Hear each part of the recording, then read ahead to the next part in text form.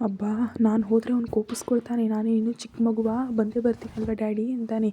ಇಲ್ಲೇನೋ ನೀನು ಹೋಗು ಅಂತ ಸತಾಯಿಸ್ತೀಯ. ಇದಿಗೋ ಈ ಹಾಲು ಕುಡಿತಿರು, ನಾನು ಹೋಗ್ತೀನಿ.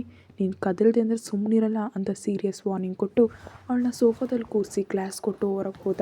ವಿನಯ್ ಬಾಗಿಲು ತೆಗೆಯೋಷ್ಟರಲ್ಲಿ ಲಿಫ್ಟ್ ಮೂಲಕ ಮೇಲೆ ಬಂದುಬಿಟ್ಟ ಅವರ ಮುದ್ದಿನ ಮಗ 10 ವರ್ಷದ ನಿಖಿಲ್. ಎಲ್ಲಿಗೆ ಡ್ಯಾಡಿ? ಎದುರು ಬರ್ತಾ ತಂದೆಯನ್ನ ಕೇಳ್ದ. ನಿನಗಾಗ ನಿಕ್ಕಿ, ನೀನು ಬಂದೇ ಬರ್ತೀಯಾ ಅಂತ ನಾನು ಹೇಳಿದ್ರು ನಿಮ್ಮ ಮಮ್ಮಿ ಕೇಳ್ತಾಳಾ?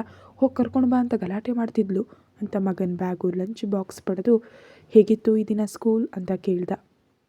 ನಾಳೆ ಸ್ಕೂಲವ್ರ ಜೊತೆ ಕಬಡ್ಡಿ ಮ್ಯಾಚ್ ಇದೆ ಡ್ಯಾಡಿ, ಅದು ಗೆದ್ದರೆ ಸ್ಟೇಟ್ ಲೆವೆಲ್ಗೆ ಹೋಗ್ತೀನಿ. ವೆರಿ ಗುಡ್ ಕಂದ, ನಿನಗಾಗಿ ಹೊಸ ಶೂಸ್ ತಂದಿದ್ದೀನಿ, ಡಿಸೈನ್ ನೋಡು, ಇಷ್ಟ ಆಗ್ತಿದ್ರೆ ಎಕ್ಸ್ಚೇಂಜ್ ಮಾಡೋಣ ಅನ್ನೋತ್ತಾ ಒಳಗೆ ಬರೋಷ್ಟರಲ್ಲಿ ಮೈಥಿಲಿ ನೋಡ್ದಂತೆ ಮುಖ ತಿರುಗಿಸ್ಕೊಂಡ್ಳು. ಮಮ್ಮಿ ಪಕ್ಕದಲ್ಲಿ ಮೆಲ್ಲನೆ ಕೂತ್ಕೊಳ್ತಾ ಹೊಟ್ಟೆಯಲ್ಲಿರೋ ತನ್ನ ಪುಟ್ಟ ತಂಗಿ ಜೊತೆ ಮಾತಾಡೋದಕ್ಕೆ ಶುರು ಮಾಡ್ದ ನಿಕ್ಕಿ. ಚೋಟಿ, ನಿನಗಾಗಿ ಅಣ್ಣ ತುಂಬ ವೆಯ್ಟ್ ಮಾಡ್ತಿದ್ದಾನೆ, ಯಾವಾಗ ಬರ್ತೀಯಾ? ಮಮ್ಮಿ ಏನೋ ಬರೀ ನನ್ನ ಮೇಲೆ ಬೈತಾಳೆ, ನೀನು ಬಂದರೆ ನಂಗೆ ಸಪೋರ್ಟ್ ಮಾಡ್ತೀಯಲ್ಲ ಅಂದ ತಕ್ಷಣ ಮಗು ಒದಿತು. ಡ್ಯಾಡಿ ನೋಡಿದ್ಯಾ, ತಂಗಿ ನನಗೆ ಸಪೋರ್ಟ್ ಮಾಡ್ತಿದ್ದಾಳೆ ಅಂದ ನಗ್ತಾ.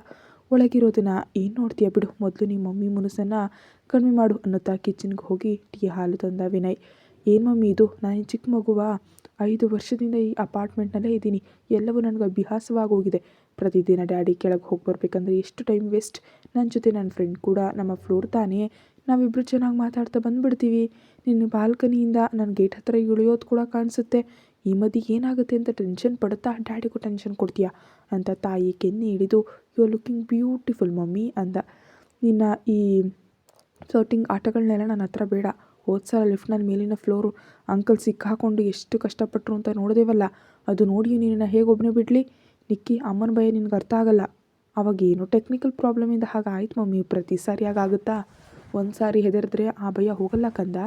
ನಾನು ಮ್ಯಾಚ್ ಗೆದ್ದಿದ್ದೀನಿ, ಅದರ ಬಗ್ಗೆ ಕೇಳಿದೆ, ಹೀಗೆ ನನ್ನನ್ನು ಡಿಸಪಾಯಿಂಟ್ ಮಾಡಿಬಿಡ ಮಮ್ಮಿ ಅಂತ ಮುನ್ಸ್ಕೊಂಡು ಇನ್ನೊಂದು ಕಡೆ ತಿರುಗಿದ ಮಗನಿಗೆ ಹಾಲು ಕುಡಿಸ್ತಾ, ಹೇಗಾಡಿದೆ ಗೇಮ್, ಗೆದ್ದಿದ್ರಾ?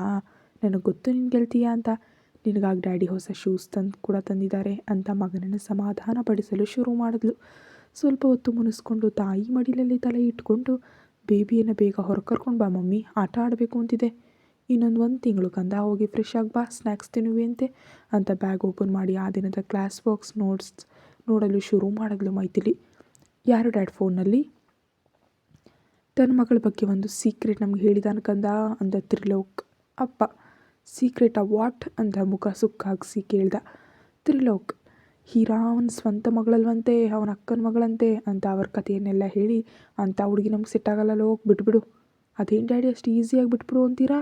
ನಾನು ಅವಳನ್ನ ಇಷ್ಟಪಟ್ಟಿದ್ದೀನಿ, ನಿಮ್ಗೆ ಇಷ್ಟ ಆಯಿತಾ ಎಂಬ ಕಾರಣಕ್ಕಾಗಿಯೇ ಈಗ ನನಗಿಷ್ಟ ಇಲ್ಲ ಅಂತ ಹೇಳ್ತಿದ್ದೀನಲ್ಲ, ಅಷ್ಟೊಂದು ಏನಿದೆ ಆ ಹುಡುಗಿಯಲ್ಲಿ ಇಷ್ಟಪಡಲು ಅಂದಿದ್ರು ಅವಳ ಬೇರೆಯವ್ರ ಮಗಳು. ಬೇಕಿದ್ರೆ ಅವನಿಗೆ ಚಿಕ್ಕ ಮಗಳಿದ್ದಾಳೆ, ಟ್ರೈ ಮಾಡು, ಬೀಳ್ತಾಳೇನೋ ಅಂತ ಅಪ್ಪ ಹೇಳ್ತಿದ್ರೆ ಕಿರಿಕಿರಿಯಿಂದ ನೋಡ್ತಾ, ನಾನು ಲೈಕ್ ಮಾಡಿದ್ದೀನಿ ಅಂದಮೇಲೆ ಇಷ್ಟ ಆಗೋದು ಸಿನಿಮಾ ಬದಲಾಯಿಸಿದಷ್ಟು ಸುಲಭವಾಗಿ ಹೇಳ್ತೀರಾ ಏನು ಡ್ಯಾಡಿ? ಅದೇನು ನೋಡಿ ಇಷ್ಟಪಟ್ಟೆ ಅಂತ ಕೇಳ್ತಿದ್ದೀರಾ? ಆ ಹುಡುಗಿ ಮೇಲೆ ಕಾಣುವಷ್ಟು ರೂಡಲ್ಲ, ಸೆನ್ಸಿಟಿವ್ ಪರ್ಸನ್. ಅವಳು ಯಾರನ್ನೋ ಪ್ರೀತಿಸ್ತಿದ್ದಾಳೆ, ಅದು ನನ್ನ ಹತ್ರ ಹೇಳ್ತಿಲ್ಲ ಅಂತ ಅನುಮಾನ ಬರ್ತಿದೆ. ಇದು ಸಾಕು ಈ ಹುಡುಗಿನ ನೀನು ರಿಜೆಕ್ಟ್ ಮಾಡಲು. ಈಗ ಅಲ್ದಿದ್ರೂ ಫ್ಯೂಚರ್ನಲ್ಲಿ ಅವಳ ಐಡೆಂಟಿಟಿ ಹೊರಗೆ ಬರುತ್ತೆ. ಆಗ್ತಂದೆ ಯಾರೋ ತಿಳಿಯೋದು ಹುಡುಗಿ ನಮ್ಮನೆಗೆ ಸೊಸೆಯಾಗಿ ಬಂದಳು ಅಂದರೆ ನಮ್ಗೆ ಎಷ್ಟು ಪ್ರೆಸ್ಟೀಜ್ ಇಶ್ಯೂ ಆಗುತ್ತೆ ಗೊತ್ತಾ? ಆ ಸಂಬಂಧ ಬೇಡವೇ ಬೇಡ. ನಿನಗೆ ಬೇಕಿದ್ರೆ ಇನ್ನೊಂದು ಒಳ್ಳೆ ಸಂಬಂಧ ತರ್ತೀನಿ, ಅಲ್ಲಿವರೆಗೂ ಬಿಸ್ನೆಸ್ ನೋಡ್ಕೊ. ಪ್ರೀತಿ ಗೀತಿ ಅಂತ ಆ ಹುಡುಗಿ ಹತ್ರ ಮತ್ತೆ ಕಂಡ್ರೆ ನಿಮ್ಮ ಡ್ಯಾಡಿ ಇಷ್ಟು ಕೂಲಾಗಿ ಹೇಳಲ್ಲ ಅಂತ ನೆನಪಿಟ್ಕೊ ಅಂತ ವಾರ್ನ್ ಮಾಡಿ ಹೊರಟು ಹೋದರು ಅವರಪ್ಪ. ಡ್ಯಾಡಿ ಏನು ಹೀಗೆ ಮಾತಾಡ್ತಿದ್ದಾರೆ ಅಂತ ಬೇಸರದಿಂದ ಸಿಗರೇಟ್ ತೆಗೆದು ಹಚ್ತಿರುವಾಗ ನಂಬರಿಂದ ಕಾಲ್ ಬಂತು. ಅದನ್ನು ಕಟ್ ಮಾಡಿ ಒಂದು ಪ್ಯಾಕೆಟ್ ಸಿಗರೇಟ್ ಸೇರಿ ಫ್ರೆಶ್ ಆಗಿ ಬೆಡ್ ಮೇಲೆ ಬಿದ್ದ. ಅವನಿದ್ದಿದ್ದು ಮಾರನೇ ದಿನವೇ.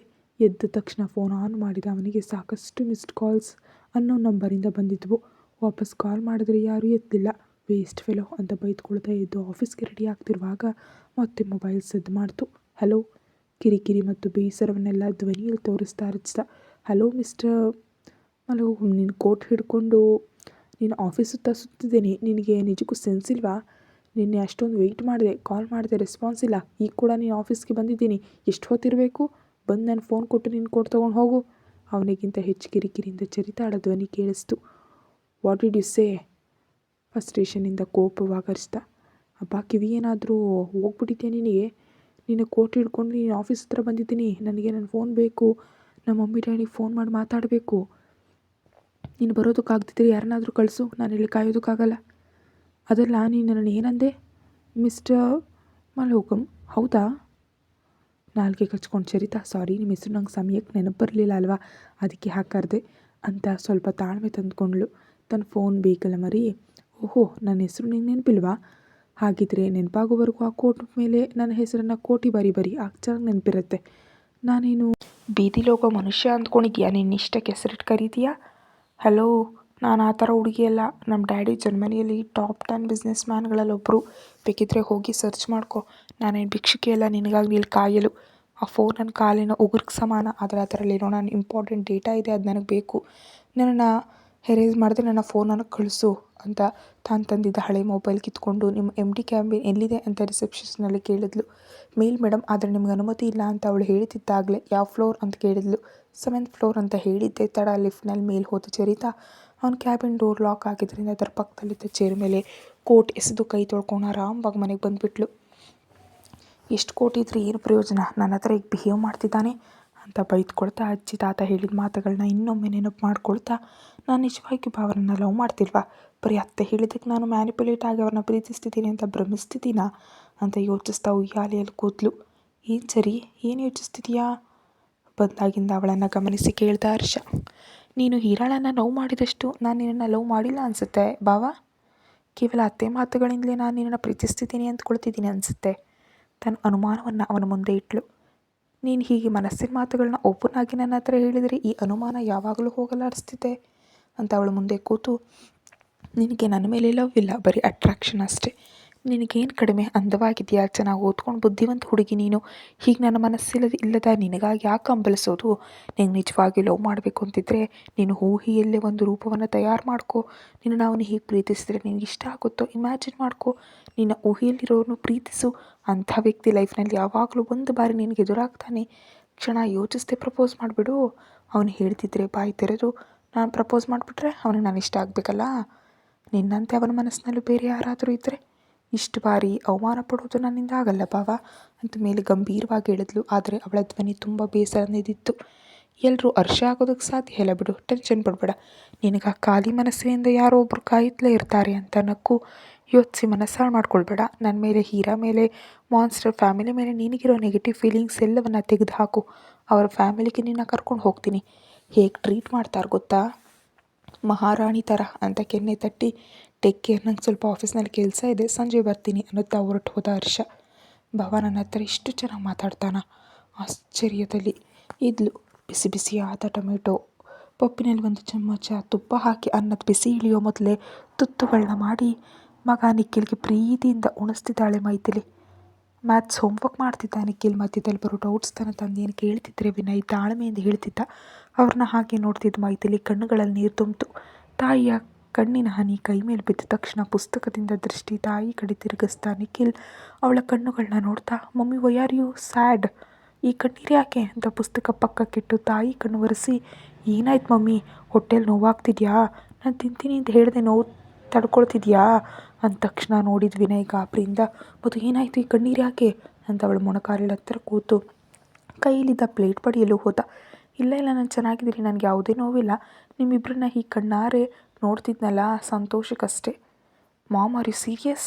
ಆನಂದದಿಂದ ಕೂಡ ಕಣ್ಣೀರು ಹಾಕ್ತಾರಾ ಯಾರಾದರೂ ಅಂತ ಸಣ್ಣ ಕೋಪದಿಂದ ಹೇಳ್ತಾ, ನೀನು ಈ ಮಧ್ಯೆ ತುಂಬ ಎಮೋಷ್ನಲ್ ಆಗಿ ಹೋಗ್ತಿದ್ಯಾ, ತುಂಬ ಹೆದರ್ತಿದ್ಯಾ, ಅರ್ಧ ರಾತ್ರಿ ಎದ್ದು ನನ್ನ ಹತ್ರ ಬಂದುಬಿಡ್ತೀಯಾ. ಹೀಗಾದರೆ ಹೇಗೆ? ನಿನ್ನ ಹೆಲ್ತ್ ಏನಾಗುತ್ತೆ?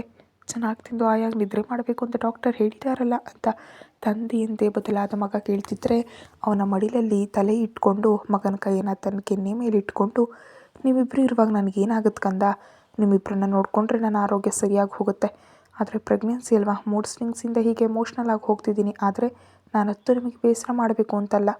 ನಿಜಕ್ಕೂ ಯಾಕೆ ಮಮ್ಮಿ ಇದ್ದಕ್ಕಿದ್ದಂತೆ ಹೀಗೆ ಎಮೋಷ್ನಲ್ ಆಗ್ತೀಯಾ? ಪ್ರತಿ ಮನೆಯಲ್ಲೂ ಹಸ್ಬೆಂಡ್ ಮಕ್ಕಳು ಇರ್ತಾರಲ್ಲ ಮಮ್ಮಿದಿರಿಗೆ, ಅವರೆಲ್ಲ ಹೀಗೆ ಹೇಳ್ತಾರಾ? ಎಲ್ಲರೂ ಬೇರೆ ಅಮ್ಮ ಬೇರೆ ಅಂದ ವಿನಯ್ ಮೈಥಿಲಿಯನ್ನೇ ನೋಡ್ತಾ. ಯಾಕೆ ಬೇರೆ ಅಂತ ನಿಂತ ನಿಖಿಲ್. ಡ್ಯಾಡಿ ನಾನು ಯಾವಾಗಲೂ ಅಜ್ಜ ಅಜ್ಜಿ ಬಗ್ಗೆ ಕೇಳಿದ್ರು ಹೇಳೋದಿಲ್ಲ. ಮಮ್ಮಿಗೆ ಅವ್ರ ಮಮ್ಮಿ ಡ್ಯಾಡಿ ಇಲ್ವಾ? ಅವಳ ರಿಲೇಟಿವ್ಸ್ ಯಾರೂ ಇಲ್ವಾ ಅಂತ ಕೇಳಿದ ತಕ್ಷಣ ಮೈಥಿಲಿ ಬೇಸರದಿಂದ ವಿನಯನ ನೋಡಿ ಎದ್ದು ಕೈ ತೊಳ್ಕೊಂಡು ಕೋಣೆಗೆ ಹೋಗ್ಬಿಟ್ಲು. ನಿಕ್ಕಿ, ಮಮ್ಮಿ ಪೇರೆಂಟ್ಸ್ ಬಗ್ಗೆ ಮಾತಾಡಬೇಡ ಅಂತ ನನಗೆ ಎಷ್ಟು ಬಾರಿ ಹೇಳಿದ್ದೀನಿ. ಅವ್ರು ನಿಜಕ್ಕೂ ಒಳ್ಳೆಯವರಲ್ಲ, ಮಮ್ಮಿಯನ್ನು ಬಿಟ್ಬಿಟ್ರು. ಅದಕ್ಕೆ ಅವಳಿಗೆ ಅವರು ಅಂದರೆ ನಿಜಕ್ಕೂ ಇಷ್ಟ ಇಲ್ಲ. ಅದಕ್ಕೆ ಅವ್ರನ್ನ ನೆನಪಿಸ್ಕೊಳ್ಳಲ್ಲ. ಇದೇ ಸಮಯದಲ್ಲಿ ಅತ್ತೆ ಕೂಡ ಡೆಲಿವರಿ ಆಗಿದ್ದರಿಂದ ಅಜ್ಜಿ ಅಲ್ಲಿಗೆ ಹೋಗಿದ್ದಾರೆ. ಮಮ್ಮಿ ಡೆಲಿವರಿ ಟೈಮ್ಗೆ ಇಲ್ಲಿಗೆ ಬರಬೇಕಲ್ಲ, ಇಲ್ದಿದ್ರೆ ಮಮ್ಮಿಗೆ ಬೇಸರ ಕೂಡ ಇರುತ್ತಿರಲಿಲ್ಲ. ನೀನು ಹೋಮ್ವರ್ಕ್ ಫಿನಿಷ್ ಮಾಡು ಕಂದ, ನಾನು ಅಜ್ಜಿ ಹತ್ರ ಮಾತಾಡಬೇಕು ಅನ್ನುತ್ತಾ ತಾಯಿಗೆ ಫೋನ್ ಮಾಡ್ದ. 40 ದಿನದ ಮೊಮ್ಮಗಳನ್ನು ಎತ್ಕೊಂಡಿದ್ದ ಸುಜಾತ ಮಗನ ಫೋನ್ ಎತ್ತಿ, ಹೇಗಿದೆಯಾ ವಿನಯ್, ಮಧು ಹೇಗಿದ್ದಾಳೆ, ನಿಕ್ಕಿ ಪಾಪು ಹೇಗಿದ್ದಾನೆ ಅಂತ ಕೇಳ್ತಿದ್ದಾಳೆ ಮೊಮ್ಮಗಳ ಜೊತೆ ಆಟ ಆಡ್ತಾ. ಎಲ್ಲರೂ ಚೆನ್ನಾಗಿದ್ದೀವಮ್ಮ, ನೀನು ಯಾವಾಗ ಇಲ್ಲಿಗೆ ಬರ್ತೀಯಾ, ನಿನ್ನ ಸೊಸೆ ನಿನ್ನ ಬಗ್ಗೆ ಚಿಂತೆ ಹಚ್ಕೊಂಡಿದ್ದಾಳೆ ಅಂದ. ಕೋಣೆಗೆ ಹೋಗಿ ಮೈಥಿಲಿ ಪಕ್ಕದಲ್ಲಿ ಕೂತ್ಕೊಳ್ತಾ ಮೈಥಿಲಿ ವಿನಯ್ ಮಡಲಲ್ಲಿ ತಲೆ ಇಟ್ಕೊಂಡ್ಳು. ಏನಾಯಿತು ಮಧುಗೆ, ಬೇಸರ ಮಾಡ್ಕೊಂಡಿದ್ದಾಳಾ, ಹೇಳು ನಾಳೆ ಬರ್ತೀನಿ, ಅವಳು ಕೂಡ ಹೋಗು ಅಂತ ಹೇಳ್ತಿದ್ದಾಳೆ. ಅವಳಿಗೆ ಅವರ ಅತ್ತೆ ಕಂಡ ಕಾಲು ಕೆಳಗಿಡಿದು ನೋಡ್ಕೊಳ್ತಿದ್ದಾರೆ. ಆದರೆ ಎಷ್ಟಾದರೂ ಬಾಣತಿ ಅಲ್ವಾ, ಪಕ್ಕದಲ್ಲಿದ್ದರೆ ಚೆನ್ನಾಗಿರುತ್ತೆ ಅಂತ ನಾನಿದ್ದೀನಿ. ಮಧು ಕೊಡು ಮಾತಾಡ್ತೀನಿ ಅಂತ ಹೇಳಿದೆ ತಡ ಫೋನ್ ಮೈಥಿಲಿ ಕಿವಿ ಹತ್ತಿರ ಇಟ್ಟು ಮಾತಾಡು ಅಂದ. ಅದೇ ನಾನು ಚೆನ್ನಾಗಿದ್ದೀನಿ, ನನಗೇನಾಗಿಲ್ಲ, ಇವರು ಪ್ರತಿಯೊಂದಕ್ಕೂ ಸೀರಿಯಸ್ ಆಗಿಬಿಡ್ತಾರೆ. ನೀವು ಈಗಲೇ ಬರಬೇಕಾದ ಅವಶ್ಯಕತೆ ಇಲ್ಲ, ಇನ್ನೊಂದು ತಿಂಗಳು ಇರಿ, ಡೆಲಿವರಿ ಹೇಗಿದ್ದರೂ ಬರಬೇಕಲ್ಲ. ಅವಳು ಹೇಗಿದ್ದಾಳೆ, ಪಾಪು ಹೇಗಿದೆ ಅನ್ನುತ್ತಾ ವಿಡಿಯೋ ಕಾಲ್ ಆನ್ ಮಾಡಿದ್ಲು. ಮಡಿಲಲ್ಲಿರೋ ಆ ಮುದ್ದಾದ ಪಾಪುವನ್ನು ನೋಡ್ತಾ, ನನ್ನ ಸೊಸೆ ಅಂದಗಾತಿ ಅತ್ತೆ, ಎಷ್ಟು ಮುದ್ದಾಗಿದ್ದಾಳೆ, ಚಂದಮಾಮನ ಥರ ಅಂತ ದೃಷ್ಟಿ ತೆಗೆದ್ಲು ಮೈಥಿಲಿ. ಮತ್ತು ನಿನ್ನ ಮಗಳನ್ನು ಹೆರು, ನನ್ನ ಮಗನಿಗೆ ಮಾಡ್ಕೊಳ್ಬೇಕಲ್ಲ ಅಂದ್ಲು ತನುಜ. ಹೇಗಿದೆಯಾ ತನು, ಹೆಲ್ತ್ ಹೇಗಿದೆ? ಚೆನ್ನಾಗಿದ್ದೀನಿ ಅದಕ್ಕೆ. ಇದಿಗೋ ನೀನು ಅಳಿಯ, ನಿನ್ನ ಸೊಸೆಯನ್ನು ಒಂದು ಕ್ಷಣ ಬಿಡಲ್ಲ, ಸ್ಕೂಲಿಂದ ಬಂದರೆ ಅವಳ ಜೊತೆ ಇರಬೇಕು ಅಂತಾನೆ. ಎತ್ತಿ ಮುದ್ದಾಡಿ ನಿಜಕ್ಕೂ ಕೆಳಗೆ ಇಳಿಸಲ್ಲ. ಅತ್ತೆನ ಆಜ್ಞೆಯರ ಮಾತುಗಳು ಈ ರಾತ್ರಿಗೆ ಮುಗಿಯಲ್ಲ ಅಂತ ಮೈಥಿಲಿಗೆ ಫೋನ್ ಕೊಟ್ಟು ಮಗನ ಹತ್ರ ಹೋದ ವಿನಯ್. ಟಿಫಿನ್ ಮಾಡಲು ಡೈನಿಂಗ್ ಟೇಬಲ್ ಹತ್ರ ಬಂದು ಮಗನನ್ನು ನೋಡ್ತಾ ಒಂದು ಫೈಲ್ ಮುಂದೆ ಇಟ್ಟ ತ್ರಿಲೋಕ್ನ ಅಪ್ಪ. ಏನು ಡ್ಯಾಡಿ ಫೈಲ್? ಅದರಲ್ಲಿ ನಾನು ಸೆಲೆಕ್ಟ್ ಮಾಡಿದ 10 ಜನ ಟಾಪ್ ಮಿಲಿಯನರ್ಸ್ ಹುಡುಗಿಯ photos with family studies details ಸಹ ಇವೆ.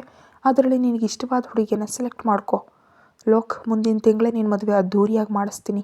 ಡ್ಯಾಡ್, ನೆನ್ನೆಷ್ಟು ಒಂದು ಮೀಟಿಂಗ್ ಹೋಗಿ ಬಂದಿದ್ದೀನಿ, ಆ ಮೂಡ್ ಆಫ್ನಲ್ಲಿರುವಾಗ ಮತ್ತೆ ಮ್ಯಾಚಸ್ ಅಂತೀರೇನು?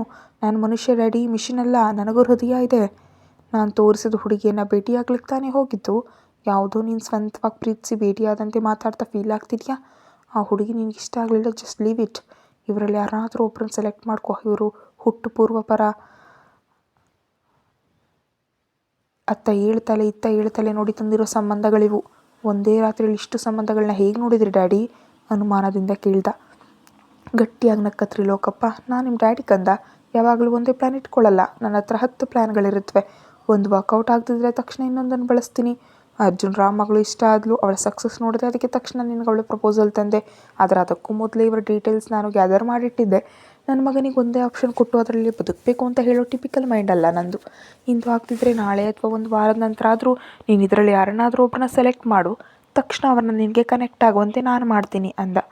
ಇದು ಮದುವೆ ಡ್ಯಾಡಿ, ರಿಲೇಷನ್ಶಿಪ್ ಎಂಬುದು ಲೈಫ್ ಲಾಂಗ್ ಹ್ಯಾಪಿಯಾಗಿರಬೇಕು, ಅದ್ರ ಬಲವಂತವಾಗಿ ಸೇರಿಸಬಾರ್ದು. ಏನೋ ಹೊಸದಾಗಿ ಮಾತಾಡ್ತಿದ್ಯಾ? ನಿಮ್ಮ ಅಮ್ಮನನ್ನು ನಾನು ಯಾಕೆ ಮದುವೆ ಆದೆ? ಅವರ ತಾತನ ಕಡೆಯಿಂದ 10 ತಲೆಮಾರು ತಿಂದರೂ ಮುಗಿಯೋದು ಆಸ್ತಿ ಇದೆ ಎಂಬ ಕಾರಣಕ್ಕೆ ತಾನೇ. ಹಾಗೆ ನಿನಗೂ ಬರೋ ಹುಡುಗಿ ಇರಬೇಕು ಅಂತ ಬಯಸ್ತೀನಿ. ನಿಮ್ಮ ಅಮ್ಮನಿಗೆ ಆಸ್ತಿ ಇದೆ ಅಂತ ಹೇಳಿ ಹೊರಗೆ ಹೋಗಿ ಸ್ವತಂತ್ರವಾಗಿ ಬದುಕು ಅಂತ ಕಳಿಸ್ಲಿಲ್ಲ. ಮನೆಯಲ್ಲಿ ನನ್ನ ಜೊತೆ ಸಂಸಾರ ಮಾಡ್ತಾ, ಮಕ್ಕಳನ್ನು ನೋಡ್ಕೊಳ್ತಾ, ಮನೆಯನ್ನು ಸರಿಪಡಿಸ್ಕೊಂಡು ಅಡುಗೆ ಮನೆಗೆ ಸೀಮಿತ ಮಾಡಿದೆ. ನಿಮ್ಮ ಜನರೇಷನ್ ಬದಲಾಗಿದೆ, ಆದ್ದರಿಂದ ಬರೋ ಹುಡುಗಿ ನಿನಗೆ ಬಿಸ್ನೆಸ್ಸಲ್ಲಿ ಹೆಲ್ಪ್ ಆಗಲಿ ಅಂತ ಓದ್ಕೊಂಡು ಹುಡುಗಿನ ತರೋಣ ಅಂದ್ಕೊಂಡಿದ್ದೀನಿ. ಇಂಥದಕ್ಕಿಂತ ದೊಡ್ಡ ಸಂಬಂಧ ಯಾರಾದರೂ ತರ್ತಾರಾ ತಮ್ಮ ಮಕ್ಕಳಿಗೆ? ನಿನಗೆ ಬೇಕಿರೋದು ಕೂಡ ಹಾಗೆ ಇರೋ ಹುಡುಗಿ ತಾನೇ? ಅದಲ್ಲ ಡ್ಯಾಡಿ. ಲೋಕ್, ಇನ್ನೇನು ಹೇಳಬೇಡ, ಯಾರನ್ನಾದರೂ ಒಬ್ಬರನ್ನ ಸೆಲೆಕ್ಟ್ ಮಾಡಿ ಒಂದು ವಾರದಲ್ಲಿ ನಿನ್ನ ಡಿಸಿಷನ್ ಹೇಳಬೇಕು, ಇಲ್ದಿದ್ರೆ ನಿಮ್ಮ ಡ್ಯಾಡಿ ಬಗ್ಗೆ ಗೊತ್ತಲ್ಲ, ಎಷ್ಟು ದೂರಕ್ಕಾದರೂ ಹೋಗ್ತಾನೆ ಅಂತ ವಾರ್ನಿಂಗ್ ಕೊಟ್ಟು ಕೈ ತೊಳ್ಕೊಂಡು ಆಫೀಸ್ಗೆ ಹೊರಟೋದ. ತಲೆ ಹಿಡ್ಕೊಂಡು ತಿನ್ನದಿಯ ಆಫೀಸ್ಗೆ ಹೋದ ತ್ರಿಲೋಕ್ ತನ್ನ ಕ್ಯಾಬಿನ್ ಮುಂದೆ ಕೋಪದಿಂದ ಗುರಾಯಿಸಿ ನೋಡ್ತಾ ಕೂತಿದ್ದ ಚರಿತಾಳನ್ನು ಕಂಡ. ಮ್ಯಾಮ್, ನಿಮ್ಮನ್ನು ಭೇಟಿ ಮಾಡೋದಕ್ಕೆ ಹರ್ಷ ಸರ್ ಬಂದಿದ್ದಾರೆ ಅಂತ ಹೇಳ್ದ PA. ಕಳಿಸು ಅಂತ ಹೇಳಿ ಟ್ಯಾಬ್ ಪಕ್ಕಕ್ಕಿಟ್ಟು PCಯಲ್ಲಿ ತಲೆ ತೋರಿಸಿದ್ಲು ಹೀರಾ. ಒಳಗೆ ಬಂದ ಹರ್ಷ ಅವಳ ಎದುರು ಕೂತ್ಕೊಳ್ತಾ, ಹೇಗೆ ನಡೀತು ಮದುವೆ ಮಾತುಕತೆ ಅಂತ ಕೇಳ್ದ. ಫ್ಲಾಪ್ ಆಯಿತು. ಗುಡ್, ಈಗೇನು ಮಾಡೋಣ ಅಂದ್ಕೊಂಡಿದ್ಯಾ? ಬಿಸ್ನೆಸ್ ಮೀಟ್ಗಾಗಿ UKಗೆ ಹೋಗಬೇಕು ಅಂದ್ಕೊಂಡಿದ್ದೀನಿ. ಏನು, ನನ್ನ ಲಗೇಜ್ ಪ್ಯಾಕ್ ಮಾಡೋ ಕೆಲಸ ಮಾಡ್ತೀಯಾ ಅಂದವಳು ಮುಂದೆ ಬಂದು ಬೆಂಚ್ ಮೇಲೆ ಕೂತು. ಮಾಡು ಅಂತ ನೀನು ಹೇಳಿದ್ರು ನಾನೇ ಮಾಡ್ತೀನಿ ಅಂತ ಟಿಕೆಟ್ಸ್ ಮುಂದಿಟ್ಟು, ನಾಳೆ ನೈಟ್ಗೆ ಫ್ಲೈಟ್, ಇಬ್ಬರು ಸೇರಿ ಹೋಗೋಣ, ಬರುವಾಗ ಜೋಡಿಯಾಗಿ ಬರೋಣ. ಕನ್ಸ್ಕೊಂಡ್ಬಿಡ ಅಂದು ಹೀರಾಳ ಗಡ್ಡ ಹಿಡಿದು 2 ಬೆರಳುಗಳಿಂದ ತುಟಿ ಸವರ್ದ. ಕನಸಿನಲ್ಲಿ ಬದುಕಿದೆ ಇಷ್ಟು ದಿನ, ಈಗ ನಿಜದಲ್ಲಿ ಬದುಕಬೇಕು ಅಂತ ಡಿಸೈಡ್ ಮಾಡಿದ್ದೀನಿ. ನಿಮ್ಮ ಡ್ಯಾಡಿ ಮತ್ತು ಮಗಳ ಮಾತು ಕೇಳಿ ನಾನು ಯೌವನ ಮತ್ತು ಎನರ್ಜಿ ವೇಸ್ಟ್ ಮಾಡ್ಕೊಳ್ಳಲಾರೆ. ಡ್ಯಾಡಿನ ಏನಾದರೂ ಅಂದರೆ ಸುಮ್ಮನೆ ಇರಲ್ಲ ಅಂತವರನ್ನು ಹಿಂದೆ ತಳ್ಳಿ ರೆಸ್ಪೆಕ್ಟ್ ಕೊಡದೆ ಹೀಗೆ ಮಾತಾಡಿದ್ರೆ ಹೀರೋ ಅಂದ್ಕೋಬೇಡ. ನಿನ್ನನ್ನು ಹೀಗೆ ನೋಡೋದು ನನಗಿಷ್ಟ ಇಲ್ಲ ಅಂದ್ಲು. ಹಾಗಿದ್ರೆ ಮರ್ಯಾದೆಯಿಂದ ಕೇಳಿದಾಗ ಬಂದುಬಿಡು ನನ್ನ ಜೊತೆ. ಬಂದು ಏನು ಮಾಡಬೇಕು? ನೀನೇನು ಮಾಡಿದ್ರು ಚೆನ್ನಾಗಿ ಕೋಪರೇಟ್ ಮಾಡ್ತೀನಿ, ನಿಜಕ್ಕೂ ತೊಂದರೆ ಕೊಡಲ್ಲ ಅಂತ ನಗ್ತಿದ್ರೆ ಇಡಿಯಟ್ ಅಂತ ಗದರಿಸಿ, ನಿನ್ನ ಅತ್ತೆ ಮಗಳು ಬಂದಿದ್ದಾಳಲ್ಲ, ಅವಳನ್ನ ಕರ್ಕೊಂಡು ಹೋಗು, ನಾನು ಯಾಕೆ? Typical Indian jealous girl friend ಥರ ಮಾತಾಡಬೇಡ, ಹೊಟ್ಟೆ ಉರಿಯುತ್ತೆ ಅಂತ ಹಿಡಿದ ತುಟಿಯನ್ನು ಹತ್ಕೊಂಡ. ಕಾಲೇಜಿಗೆ ಬಂದು ಖುಷಿ ಕಣ್ಣುಗಳು ಯಾರಿಗಾಗಿ ಹುಡುಕ್ತಿದ್ವು. ಎಷ್ಟೊತ್ತಾದರೂ ಅವಳು ಹುಡುಕಾಟ ಮುಗಿದಿದ್ದಾಗ, ಹೇಯ್ ನಿನ್ನ ಹೀರೋ ಇವತ್ತು ಕಾಲೇಜಿಗೆ ಬಂದಿಲ್ಲ, ನಡಿ ಎಕ್ಸಾಮ್ ಟೈಮ್ ಆಗ್ತದೆ ಅಂತ ಅವಳ ಫ್ರೆಂಡ್ ಪವಿತ್ರ ಎಳ್ಕೊಂಡು ಹೋಗ್ತಿದ್ದಾಗ, ಏನೋ ಅವ್ನು ಕಾಲೇಜ್ ಬಂದಿಲ್ವಾ, ಯಾಕೆ ಏನಾಯಿತು ಅಂತ ಕಾಬ್ರಿಯಿಂದ ಕೇಳಿದ್ಲು. ಏನೋ ನನಗೇನು ಗೊತ್ತು, ಅವ್ರ ಫ್ರೆಂಡ್ಸ್ ಮಾತಾಡ್ಕೊಳ್ತಿದ್ರು, ಕೇಳಿಸ್ಕೊಂಡೇ ಬಂದಿಲ್ಲ ಅಂತ. ಕ್ಲಾಸಸ್ ಮಿಸ್ ಮಾಡಿದವರು ಎಕ್ಸಾಮ್ ಯಾಕೆ ಮಿಸ್ ಮಾಡ್ತಾನೆ, ಏನಾದರೂ ಆಗಿದೆಯಾ ಅಂದ್ಕೊಂಡು ಖುಷಿ ಮನಸ್ಸು ಚದಿರಿ ಹೋಗಿದ್ದ ಸಮಯದಲ್ಲಿ ಕಾಲೇಜ್ಗೆ ಎಂಟ್ರಿ ಕೊಟ್ಟ ವ್ಯಕ್ತಿಯನ್ನು ನೋಡಿ ಪ್ರಶಾಂತವಾಗಿ ಬದಲಾಗಿ ಮುಖದಲ್ಲಿ ರಿಲೀಫ್ ಬಂತು. ಫ್ರೆಂಡ್ ಬೈಕ್ ಇಳಿದ. ಅವನು ಫಾಸ್ಟಾಗಿ ಕ್ಲಾಸ್ ಕಡೆ ಹೋಗ್ತಾ ದೂರದಿಂದ ತನ್ನನ್ನೇ ನೋಡ್ತಿದ್ದ ಖುಷಿಯನ್ನು ಕ್ಷಣಕಾಲ ನೋಡಿ ಚಕಚಕನೆ ಕ್ಲಾಸ್ ಕಡೆ ಹೋಗ್ಬಿಟ್ಟ. ಸರಿ ಹೋಯಿತು, ನೀನು ಇಲ್ಲಿ ಅವನ ಬಗ್ಗೆ ಟೆನ್ಷನ್ ಪಡ್ತಿದ್ರೆ ಅವನು ಕನಿಷ್ಠ ನಿನ್ನ ನೋಡೋದಿಲ್ಲ. ಯಾಕೆ ಅವನ ಮೇಲೆ ನಿನಗೆ ಇಷ್ಟು ಹುಚ್ಚು? ಪವಿತ್ರ ತಲೆ ಚಚ್ಕೊಂಡು ಖುಷಿಯನ್ನು ಎಳ್ಕೊಂಡು ಹೋಗ್ತಿದ್ರೆ, ಅದು ಹುಚ್ಚು ಅಲ್ವೋ, ಪ್ರೀತಿ ಬಗ್ಗೆ ನಿನಗೇನು ಗೊತ್ತು? ನನಗೇನು ಗೊತ್ತು, ಲೈಲಾ ಮಜ್ನುಗಳಿಗೆ ಗೊತ್ತು, ದೇವದಾಸರುಗಳಿಗೆ ಗೊತ್ತು, ಆಮೇಲೆ ನಿನಗೆ ಗೊತ್ತು ಅಂತ ಒಂದು ರಿಧಮ್ನಲ್ಲಿ ಆಡ್ತಿದ್ದ ಪವಿತ್ರಾಳ ತಲೆಗೆ ಒಂದೇಟು ಹಾಕಿ ಕ್ಲಾಸ್ನೊಳಗೆ ಕಾಲಿಟ್ಲು ಖುಷಿ. ಫಸ್ಟ್ ಬೆಂಚ್ ಮೇಲೆ ಕೂತಿದ್ದ. ಅವನು ಎಕ್ಸಾಮ್ ಬರೆಯೋದಕ್ಕೆ ಪ್ರಿಪೇರ್ ಆಗ್ತಿದ್ದ. ಅವನ ಪಕ್ಕದಿಂದ ಹೋದ ಖುಷಿ ಆಲ್ ದಿ ಬೆಸ್ಟ್ ಅಂತ ಹೇಳಿ ಚಂಗನೆ ತನ್ನ ಬೆಂಚ್ವರೆಗೆ ಹೋಗ್ಬಿಟ್ಲು. ಅವನು ತಿರುಗಿ ನೋಡಲಿಲ್ಲ, ಯಾವುದೇ ಫೀಲಿಂಗ್ ತೋರಿಸ್ಲಿಲ್ಲ. ಲೆಕ್ಚರರ್ ಬಂದ ತಕ್ಷಣ ಎಕ್ಸಾಮ್ ಸ್ಟಾರ್ಟ್ ಆಯಿತು. 3 ಗಂಟೆ ಪರೀಕ್ಷಾ ಹಾಲು ಪೂರ್ತಿ ಪಿನ್ ಡ್ರಾಪ್ ಸೈಲೆನ್ಸ್ ಆಗಿ ನಡೀತು. ಎಕ್ಸಾಮ್ ಮುಗಿಯಲು 15 ನಿಮಿಷ ಮುಂಚೆ ಆನ್ಸರ್ ಶೀಟ್ 2 ಬಾರಿ ಚೆಕ್ ಮಾಡಿ ಪೇಪರ್ ನೋಡಿ ತೃಪ್ತಿಯಿಂದ ಲೆಕ್ಚರ್ಗೆ ಕೊಟ್ಟು ಹೊರಗೆ ಬಂದುಬಿಟ್ಟ. ಆ ತಕ್ಷಣವೇ ಕ್ಷಣ ಕೂಡ ತಡ ಮಾಡದೆ ಎದ್ದು ಖುಷಿ ಕೂಡ ತನ್ನ ಪೇಪರ್ ಕೊಟ್ಟು ಅವನ ಹಿಂದೆ ಹೋದ್ಲು. ಎಕ್ಸಾಮ್ ಹೇಗೆ ಬರುತ್ತೆ ಸೂರ್ಯ? ಫೈನ್, ಚಿಕ್ಕ ನಗುವಿಂದ ಹೇಳಿದ ಸೂರ್ಯನನ್ನು ನೋಡಿ, ನೀನು ಸಿಂಪಲ್ಲಾಗಿ ಫೈನ್ ಅಂತೀಯಾ, ಆದರೆ ಕಾಲೇಜ್ ಟಾಪರ್ ಆಗಿಬಿಡ್ತೀಯಾ? ನಾವು 3 ಗಂಟೆ ಉಜ್ಜಿ ಓದಿದ್ರು ಪಾಸ್ ಮಾರ್ಕ್ಸ್ ಬರೋದೇ ಗಗನ ಆಗಿದೆ. ಕೊನೆ ನಿಮಿಷದಲ್ಲಿ ಬಂದು ಏನಾಯ್ತು ನಿನಗೆ ಅಂತ ಕೇಳಿದರು ಕ್ಲಾಸ್ಮೇಟ್ಸ್ ಮತ್ತು ಫ್ರೆಂಡ್ಸ್. ಕಾಲೇಜ್ಗೆ ನಾರ್ಮಲ್ ಟೈಮ್ಗಿಂತ ಸ್ವಲ್ಪ ಮುಂಚೆಯೇ ಸ್ಟಾರ್ಟ್ ಆದೆ. ಬರೋ ದಾರಿಯಲ್ಲಿ ಒಬ್ಬ ವಯಸ್ಸಾದ ಭಿಕ್ಷುಕಿ ಸಿಗ್ನಲ್ ಬಿದ್ದ ಸಮಯದಲ್ಲಿ ಭಿಕ್ಷೆ ಬೇಡ್ತಿದ್ರೆ ಒಬ್ಬ ಕಾರ್ನವರು ರ್ಯಾಶ್ ಆಗಿ ಡ್ರೈವ್ ಮಾಡ್ತಾ ಅವಳಿಗೆ ಗುದ್ದು ಹೋಗ್ಬಿಟ್ಟ. ಕೆಳಗೆ ಬಿದ್ದವಳ ತಲೆಗೆ ಪೆಟ್ಟಾಗಿ ರಕ್ತ ಬಂತು. ಯಾರೂ ನೋಡಲಿಲ್ಲ. ನನಗೆ ಹಾಗೆ ನೋಡಿಬಿಟ್ಟು ಬರೋದಕ್ಕೆ ಮನಸ್ಸು ಬರಲಿಲ್ಲ. ತಕ್ಷಣ ಪಕ್ಕದಲ್ಲಿದ್ದ ಗೌರ್ಮೆಂಟ್ ಹಾಸ್ಪಿಟಲ್ನ ಸೇರಿಸಿ ಟ್ರೀಟ್ಮೆಂಟ್ಗೆ ನನ್ನ ಹತ್ರ ಇದ್ದ ಹಣವನ್ನು ಕೊಟ್ಟು ಬರೋಷ್ಟು ಲೇಟ್ ಆಯಿತು ಕಣೋ. ಆದರೆ ಆ ಕಾರ್ನವ್ರು ನೆನೆಸ್ಕೊಂಡ್ರೆ ನಂಗೆ ರಕ್ತ ಕುದಿಯುತ್ತೆ. ಅಷ್ಟು ಹೀನವಾಗಿ ಯಾಕೆ ಬಿಹೇವ್ ಮಾಡ್ತಾರೆ ನಿಜಕ್ಕೂ ಅಂತಿದ್ದ ಸೂರ್ಯನ ಕಣ್ಣುಗಳಲ್ಲಿ ಆಕ್ರೋಶ ತುಂಬಿತು. ಇಟ್ಸ್ ಓಕೆ ಬಿಡು, ಒಳ್ಳೇದಿರೋ ಕಡೆ ಕೆಟ್ಟದಿರೋದಷ್ಟೇ. ಆದರೆ ನೀನು ಎಕ್ಸಾಮ್ ಮಿಸ್ ಆಗಿಬಿಡ್ತೀಯ ಅಂತ ಅಂದ್ಕೊಂಡೆವು. ಓದು ನನ್ನ ಪ್ರಾಣ, ನಿರ್ಲಕ್ಷ್ಯ ಮಾಡಲು ಯಾವ ವಿಷಯದಲ್ಲೂ. ಸರಿ ಕಣೋ, ನಂಗೆ ಟೈಮ್ ಆಯಿತು, ಹೋಗಬೇಕು. ಅಬ್ಬಾ ಇವತ್ತೇ ತಾನೇ ಲಾಸ್ಟ್ ಎಕ್ಸಾಮ್. ಹಾಗೆ ಸಿನಿಮಾಗೆ ಹೋಗೋಣ ಬಾ, ಈ ಮಧ್ಯೆ ಅಷ್ಟು ಓದಿ ತಲೆ ಬಿಸಿಯಾಗಿ ಹೋಗಿದೆ ಅಂತಿದ್ದ ಫ್ರೆಂಡ್ನನ್ನು ಕೆಳಗಿನಿಂದ ಮೇಲೆ ನೋಡ್ತಾ, ಏನು ಓದಿದೆ ಕಣೋ ನೀನು? ಕನಿಷ್ಠ ಕ್ಲಾಸ್ಗಳಿಗೆ ಅಟೆಂಡ್ ಆಗಲಿಲ್ಲ, ಯಾವಾಗ ನೋಡು ಸಿನಿಮಾಗಳು. ಇವೆಲ್ಲ ಲೈಫ್ನಲ್ಲಿ ಒಂದು ಪಾಠ ಅಷ್ಟೇ ಹೊರತು ಓದು ನೆಗ್ಲೆಕ್ಟ್ ಮಾಡಿ ತಿರ್ಗ್ಲಿಕ್ಕಲ್ಲ ಇಡಿಯಟ್. ನೀನಂದರೆ ಸರಸ್ವತಿ ಪುತ್ರ. ಒಂದು ಬಾರಿ ಕ್ಲಾಸ್ ಕೇಳಿದರೆ ಹಾಗೆ ನೆನಪಿರುತ್ತೆ. ನನಗದು ಆಗಲ್ಲ ಕಣೋ. ತಲೆ ಅರಗಿಸಿ ಗಂಧದ ಥರ ಕದಲ್ಸಿದ್ರು ಅದರಲ್ಲಿ ಒಂದು ತುಣುಕು ಹೋಗಲ್ಲ ಕಣೋ. ಇನ್ನು ಕಷ್ಟಪಟ್ಟು ಸ್ಟ್ರೆಸ್ ತರೋದು ಯಾಕೆ ಅಂತ ಹ್ಯಾಪಿಯಾಗಿ ಬದುಕ್ತಿದ್ದೀನಿ. ನಮ್ಮ ಅಪ್ಪನ ಹತ್ರ ಹಣ ಕೊರತೆ ಇಲ್ಲ. ಫೇಲ್ ಆದರೂ ಪಾಸ್ ಆದರೂ ನನಗೆ ಏನು ವ್ಯತ್ಯಾಸ ಆಗಲ್ಲ ಕಣೋ. ಆದರೆ ಸುಮ್ಮನೆ ಇರಲಾರ್ದೆ ಓದೋದಷ್ಟೇ. ಅದು ಸರಿ, ಈಗ ನೀನು ನಮ್ಮ ಜೊತೆ ಬರ್ತೀಯಾ ಇಲ್ವಾ ಅಂತ ಫ್ರೆಂಡ್ ಪಟ್ಟು ಹಿಡ್ದ. ಇಲ್ಲ ಕಣೋ, ನಂಗೆ ಕೆಲಸ ಇದೆ, ಬಾಯ್. ಹೇಗಿದ್ರು ಒಂದು ವಾರ ಹಾಲಿಡೇಸ್ ಅಲ್ವಾ, ಹಾಲಿಡೇಸ್ ಆದಮೇಲೆ ಸಿಗೋಣ ಅಂತ ಹೊರಟು ಹೋಗ್ತಿದ್ದ ಸೂರ್ಯನನ್ನು ಅಲ್ಲಿವರೆಗೆ ಕಂಬಕ್ಕೊರಗಿ ನೋಡುತ್ತಲೇ ಇದ್ಲು ಖುಷಿ. ಅವಳು ನೋಡ್ತಿದ್ದಾಳೆ ಅಂತ ತಿಳಿದ್ರು ಅವಳ ಕಡೆ ಕನಿಷ್ಠ ನೋಡಲಿಲ್ಲ ಸೂರ್ಯ. ಹೊರಟು ಹೋಗ್ತಿದ್ದವನ್ನ ಕಣ್ಣಾರೆ ತುಂಬಿಸ್ಕೊಳ್ತಿದ್ದ ಖುಷಿ ಭುಜ ತಟ್ಟ ಪವಿತ್ರ. ಹೋಗ್ತಿದ್ದ ಅನ್ಕಣೆ, ಏನಾದರೂ ಹೇಳಬೇಕು ಅಂದರೆ ಹೇಳಿಬಿಡು, ಮತ್ತೆ ವಾರದವರೆಗೆ ಕಾಣಿಸೋದಿಲ್ಲ ನಿನಗೆ ಅಂತ ಆತುರ ಪಡಿಸ್ತಿದ್ರೆ, ನನ್ನ ನೋಟ ಮೀರಿ ಓಡಬಲ್ಲನ, ಎಷ್ಟು ದಿನ ಓಡ್ತಾನೆ ನಾನು ನೋಡ್ತೀನಿ, ಓಡಲಿ ಅಂತ ನಕ್ಕು ಖುಷಿ. ನಡಿ ಐಸ್ ಕ್ರೀಮ್ ತಿನ್ನೋಣ ಅಂತ ಪವಿತ್ರಾಳನ್ನು ಎಳ್ಕೊಂಡು ಹೋದ್ಲು. ಕತೆ ಮುಂದುವರಿಯುತ್ತೆ. ಹೆಚ್ಚಿನ ವೀಡಿಯೋಗಾಗಿ ಚಾನಲ್ಗೆ ಮೆಂಬರ್ಶಿಪ್ ತಗೊಳ್ಳಿ ಮತ್ತು ಸಬ್ಸ್ಕ್ರೈಬ್ ಮಾಡಿ.